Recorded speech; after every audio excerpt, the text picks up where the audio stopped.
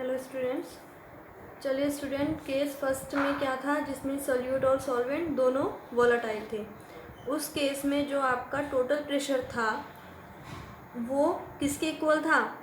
That is a solute के partial pressure ए के और पार्शियल प्रेशर बी के इक्वल था। ये तो पता है ना आप लोगों को। तो फाइनली हमने ये भी देख लिया था कि पी ए की वैल्यू निकल कर के आई थी। क्या आई थी पी ए की वैल्यू निकल कर? पी ए नॉट एक्स ए, है ना। और पी बी की क्या निकली थी? पी बी की वैल्यू निकली थी P B not X B. So finally जब मैंने दोनों वैल्यू सब्स्टिट्यूट कर दी थी तो उस केस में मैंने क्या किया था? एक कंडीशन मानी थी ना कि सपोज आपका जो सॉल्यूट है वो ज़्यादा वोलेटाइल है एज़ कम्पेयर टू सॉल्वेंट। तो सॉल्यूट ज़्यादा वोलेटाइल है as compared to solvent. Clear? यही तो बनाई थी कंडीशन। अब इसमें क्या, उस केस में जो आपका टोटल प्रेशर निकल कर आ रहा था वो क्या था? टोटल प्रेशर का निकल के आया था ना हमारा फॉर्मूला, यही तो निकला था, P B naught P A naught plus P B not. ठीक है, क्या था? X A. क्लियर? ये वैल्यू आपने तब निकाली थी जब पी ए पी बी से बड़ा था। यहाँ तक तो समझ में आया ना था आप लोगों को। अब नेक्स्ट पॉइंट तो ये था, अगर आपने घर में पढ़ा होगा, ठीक है, अगर आपने घर में जो मैंने वीडियो भेजी थी अगर आपने घर में पढ़ी होगी तो आप दूसरी कंडीशन लगा चुके होंगे। उसमें क्या था, उसमें कुछ स्टूडेंट ने शायद किया भी हो। ठीक है, तो सेकंड केस निकालते हैं जैसे, और ये आपको पता ही है ये कैसे निकला था। ये यहाँ पे जब हमने क्या रखा था, ये किस कंडीशन में निकला था? जब एक्स बी की माने रखा था एक्स ए। क्लियर? ये वाली इक्वेशन तभी तो निकल कर आई थी। अब सेकंड केस क्या है? केस सेकंड केस आपका है कि जब यहाँ रखा था P A greater P B, अब यहाँ रखेंगे हम P naught is greater than P A not. Clear? यहाँ पी बी की वैल्यू पी ए से बड़ी हो तो क्या रखेंगे? पहले जो है वैल्यू के लिए हमें क्या रखा था हमने? ये। अब दूसरे केस में हमें वैल्यू के लिए क्या रखना है? X A is equal to 1 minus X B. ठीक है, ध्यान रखना। तो क्या इक्वेशन बनेगी? तो टोटल प्रेशर क्या निकल कर आएगा सेकंड केस के लिए?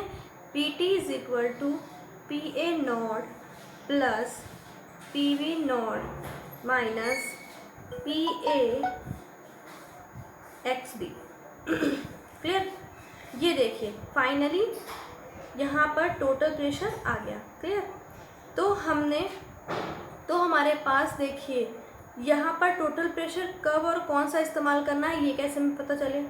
तो बेटा ये डिपेंड करेगा कि यहाँ पे प्योर कंडीशन में पार्शियल प्रेशर किसका बड़ा है। ठीक है, प्योर कंडीशन में पार्शियल प्रेशर किसका बड़ा है उसके रिस्पेक्ट में आपको टोटल प्रेशर को इस्तेमाल करना होगा। क्लियर? जो मैंने आपको सिखाया है फाइनली ये फॉर्मूला हो गया। अब हम ग्राफिकल रिप्रेजेंटेशन पर आएंगे। क्लियर? Graphical representation.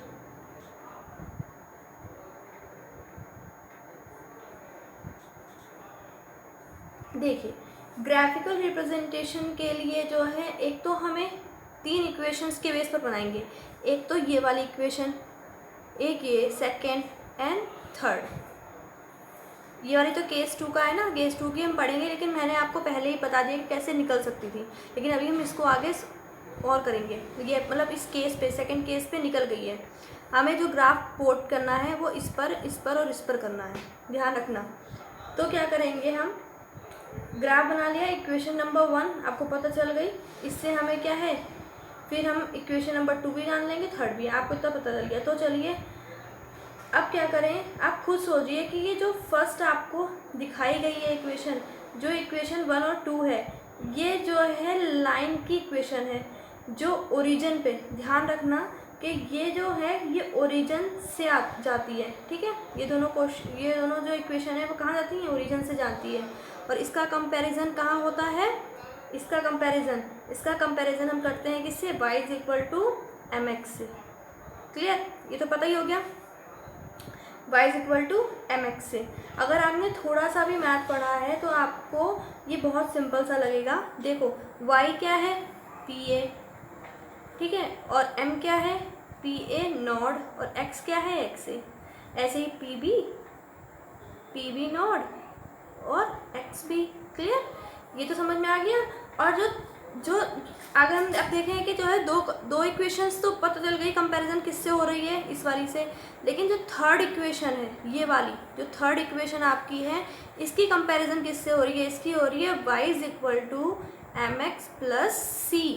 ध्यान रखना, ठीक है, इसकी कंपैरिजन किससे हो रही है, y is equal to M X plus C, जहाँ पे y क्या है, पी टी। पहले इक्वेशन लिख लेते हैं हम,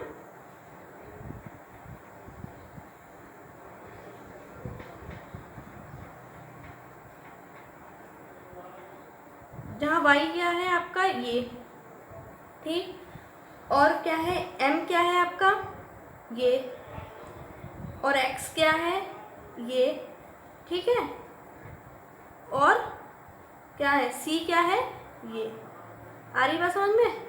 तो आपको ये समझ में आ गया ना कि ये इक्वेशन किसके बेस पर है, किससे लिंक कर रही है।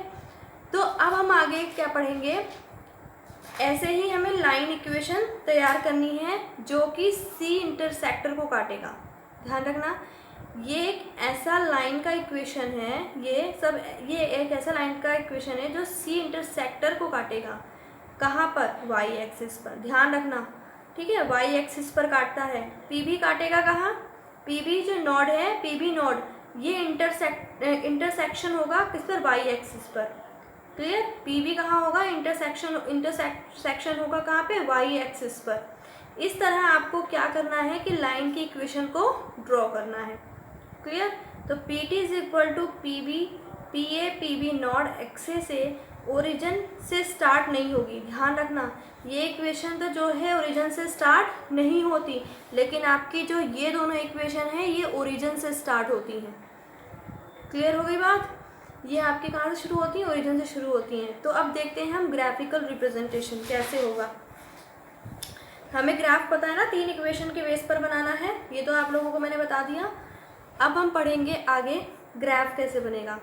तो ये है, सपोज फर्स्ट लाइन का ग्राफ बनाना है। फर्स्ट लाइन क्या थी आपकी, P A is equal to P A not X, यही तो थी ना आपकी फर्स्ट लाइन। फर्स्ट लाइन का हमें ग्राफ बनाना है। पहली लाइन की इक्वेशन बता रही हूँ, ध्यान से देखना, बता तो दिया ये वैसे मैंने आपको, ठीक है। तो y एक्सिस पर हम क्या लिखेंगे, पी ए। अब देखो ग्राफ बना रहे हैं, तो y एक्सिस पर हम क्या लिखेंगे, पी ए, और x एक्सिस पर हम क्या लिखेंगे, एक्स ए। ये है मोल फ्रैक्शन, आपको पता है। यहाँ एक्स ए की वैल्यू क्या रहेगी, 0, क्योंकि ओरिजिन पर एक्स ए की वैल्यू क्या होती है, 0 होती है। ध्यान रखना, ठीक है, क्योंकि क्या होती है, ओरिजिन पर एक्स की वैल्यू क्या होती है, 0। और याद रखना कि जो x की वैल्यू है वो ज़्यादा से ज़्यादा क्या होगी, मतलब कहाँ क्या होगी, 1। तो एक x की वैल्यू हमने क्या मान ली, 1 मान ली। ठीक है, हमें ये ग्राफ बनाना है, किसका, ये वाला। ठीक है, अब इसे करने का तरीका क्या होगा कि इसमें 2 कंडीशन लगाओ, क्योंकि आपको पता है कि x की वैल्यू का हमें पता चल गया कि x की वैल्यू क्या है, 0। तो पहले इस इक्वेशन में हम x की वैल्यू क्या रखेंगे, 0 रखेंगे। तो इक्वेशन क्या थी, P A is equal to P A not X A. ठीक है, तो पी ए की जगह हम x की वैल्यू, अगर एक्स ए की जगह हम वैल्यू वही रख देंगे, 0 रख देंगे, तो क्या आएगा, ये भी एक्स ए है, क्या आएगा, 0। ये तो आपको पता ही है, मल्टीप्लाई करोगे 0 आएगा। तो ये कौन सा पॉइंट है, एक्स ए इक्वल टू 0 है। ठीक है, तो पी ए की वैल्यू भी क्या होगी, 0। सेकेंड केस में पी ए की वैल्यू भी क्या आएगी, 0। देखो पी ए कहाँ है, 0 पे है। फिर उसके बाद आपका है एक्स ए की वैल्यू, अगर हम क्या रख देंगे, 1 रखेंगे। जब एक्स ए की वैल्यू हमने 1 रखी तो क्या आएगा, P A is equal to P A not X A. तो P A is equal to P A not. Clear, तो x1 पर हम क्या ड्रॉ करेंगे, एक पी ए नॉट। क्लियर, देखो x0 पर पी ए है ना, और x1 पर पी ए नोड। तो पी ए नोड हम कहीं भी कर सकते हैं, लेकिन ध्यान रखना कि उसमें क्या था, P A is greater than, वो P A not is greater than P A. तो हम यहाँ पे कहीं भी बना सकते हैं, पी ए नोड। क्लियर होगी बात। अब ऊपर देखो केस फर्स्ट में पी ए नॉट क्या है, बड़ा है पी ए से, तो मैंने आपको बता ही दिया। अगर हमें दोनों पॉइंट मिल जाएं, दोनों पॉइंट मतलब एक पॉइंट ये और एक पॉइंट ये, दोनों पॉइंट मिल जाए तो हम लाइन को क्या कर सकते हैं, ड्रॉ कर सकते हैं। यहाँ तक तो समझ में आ गया आपको। अब देखो सेकंड केस वाला, सेकंड केस क्या था आपका, सेकंड, ये तो फर्स्ट इक्वेशन हो गई। अब सेकंड इक्वेशन थी P B is equal to P B not X B, यही तो थी ना सेकंड इक्वेशन। अब इस केस में देखो क्या है, इस केस में हम क्या लेंगे, ज़ीरो, क्या लेंगे, सॉरी, इस केस में हम लेंगे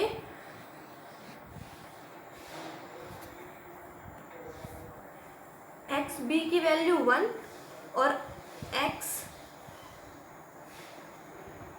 बी की वैल्यू 0, ठीक है, जस्ट अपोजिट, क्योंकि उसका उल्टा केस है इसमें।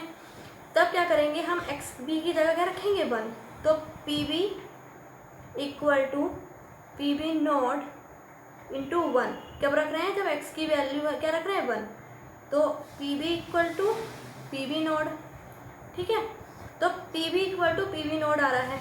अब यहाँ देखो एक्स की वैल्यू, इस पर देख लो, यहाँ पे क्या है x1, जहाँ पे ये 1 है, तो यहाँ पर पी वी नोड आ रहा है, पी वी नोड ये रहा कहीं भी।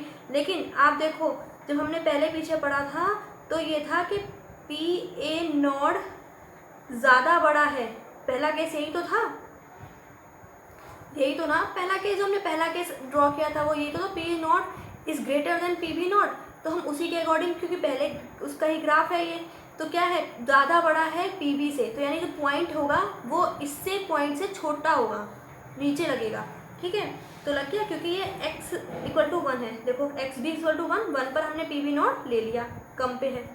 अब x इक्वल टू 0, तो 0 के लिए रखेंगे फिर से इक्वेशन में ही 0, तो P B equal to 0 into 0, तो पी बी इक्वल टू 0, ठीक है, तो इस पर क्या आएगा 0 पॉइंट, तो 0 पॉइंट हमें कुछ पता ही नहीं है तो हम कहीं भी रख लेते हैं इसे पी बी, क्लियर, ध्यान रखना।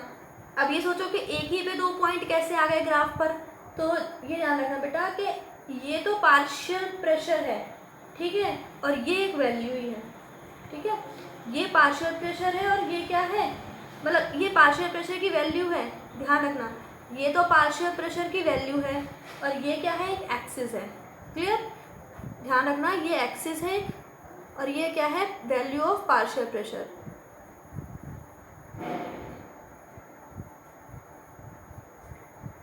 ठीक, अब ये पॉइंट आपको मिल गया, अब इस पॉइंट पर हम ये बना देंगे, तो आपका ये तो हो गया पी ए, कौन सा था P A not X A, और ये हो गया आपका P B is equal to P B naught और एक्स बी, यहाँ तक हो गया। अब हम थर्ड वाले पे आते हैं, जब थर्ड वाला है तो थर्ड इक्वेशन आपकी क्या थी, थर्ड इक्वेशन आपकी थी कि आपने टोटल प्रेशर, अब इसके लिए ग्राफ बनाना है हमें टोटल प्रेशर जो थर्ड इक्वेशन के लिए, यहाँ पर सिर्फ एक ही मोल फ्रैक्शन है एक्स ए, देखो ठीक है, एक ही मोल फ्रैक्शन है एक्स ए, तो सबसे पहले एक्स ए की वैल्यू क्या रखनी है, हमें 0 रखनी है, ध्यान रखना एक्स ए की वैल्यू में क्या रखनी है, 0 रखो। तो देखो इक्वेशन क्या थी, P T is equal to, क्या थी equation, P B plus P A not P B not X A, ठीक है, तो सबसे पहले एक्स ए की वैल्यू क्या थी, देखो इस पॉइंट पर एक्स ए की वैल्यू क्या है 0, तो हम इसकी वैल्यू क्या रखेंगे यहाँ पे 0, तो अब इक्वेशन को करो, तो P T is equal to P V naught plus इसकी मल्टीप्लाई इससे हो जाएगी तो 0, तो P T is equal to P V naught, यानी पी वी नॉट के बराबर ही पी टी है, ये तो बात समझ में आई। तो पी टी की वैल्यू ले ली, इक्वल दोनों बराबर ही बराबर आ रही हैं।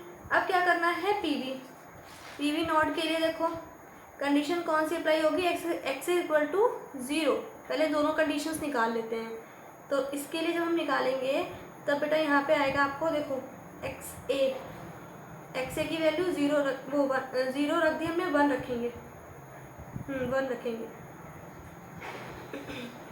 अब P T is equal to P V naught plus P A naught minus P B naught into 1, जब इसको आप करोगे तो ये दोनों कैंसिल हो जाएंगे, ठीक है, तो क्या आएगा सिर्फ पी ए नॉट। अब देखो यानी पी ए जो पी टी नोड है वो पी बी नोड के भी बराबर है और पी टी नोड है तो पी ए नोड के भी बराबर है। क्लियर हो गई ना बात? तो इसका मतलब है जो यहाँ पर ए नोड पे जो बनी हुई है पॉइंट वो पी टी के बराबर है और जो पी बी नोड पर बनी हुई है वो इक्वेशन वो भी इक्वल है। तो अब यहाँ से दोनों बराबर है तो इन दोनों को क्या कर देंगे हम जोड़ देंगे, क्योंकि वो किसके बराबर है, देखो ये दोनों किसके बराबर है, पीटी के। तो यानी ये जो पूरी इक्वेशन है वो किसके बराबर आएगी, पीटी के। तो पीटी इज इक्वल टू क्या है, P A plus P B. Clear आई बात समझ में? तो ये ग्राफ प्लॉट हो गया। क्लियर हो गई बात? अब हम पढ़ते हैं केस 2। ग्राफ का रिप्रेजेंटेशन आ गया, ये आपकी मिक्सचर हो गया, पूरा रेडी हो चुका है। अब हम पढ़ेंगे राउट लॉ का सेकेंड केस।